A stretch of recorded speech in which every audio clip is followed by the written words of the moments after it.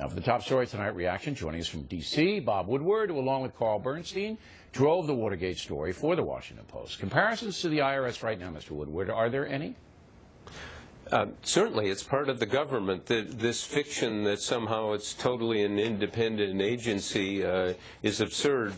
When George Shultz was the Treasury Secretary for Nixon and the IRS Commissioner at the time, Johnny Walters, came to see Shultz and said, the White House wants me to audit this list of Democrats, you know what George Shultz did? He said, if they want me to do that, they can get a new Treasury Secretary. He refused to do it.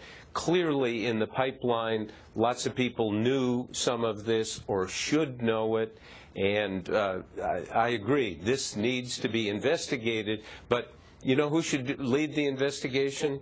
President Obama in the White House, his version of all of these things. I have found in recent weeks they still respond to questions. You say they aren't answering this question about the 157 visits by the IRS commissioner. They should get on top of this story. I mean, we all know that that would go along. If the president doesn't do it, should raise the curiosity of every reporter, Mr. Woodward, every reporter. Yet, as I said, the major network news on television ignored the story last week in its totality. It's amazing. Well, I'll put in a request on it, and I have found them responsive to these things. And as I've said, they're not yet in the bunker. That the answers are forthcoming. Sometimes it takes a long time. But here's why they're not doing it, in my opinion, with all due respect, because there's no pressure on them to do it. This is a totally different environment than when you and Bernstein were running around. But you got flack. You got flack and so did Bradley. Yeah, you guys got pressure, but the journalistic community was behind you. That's one of the reasons I'm sitting here today, was because of what you did with Watergate. I wanted to be an investigative reporter, and indeed did do a lot of that, because I watched what you did.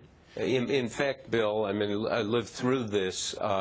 People did not believe what we wrote for a long time. Nixon won a massive re-election in 1972, and everyone was kind of saying Watergate is over. But not the journalistic community. The journalistic community. The journalistic community. Only the people in the tank.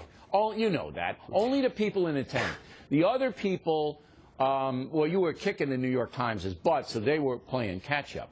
But when you had a revelation, it got out. Now, I don't know if there's a desire to know. I really don't. On the part of the establishment there is, because much hangs in the balance here, not just the reputation of the news media for aggressiveness and some form of neutrality, but the whole relationship that the White House and the government has with the public about trust. And you know there is deep, deep suspicion about this White House in many quarters, and it isn't just from your network or the right wing or the conservatives. Lots of people are asking questions. That's right. I think Obama can get ahead of this and really answer some of these questions.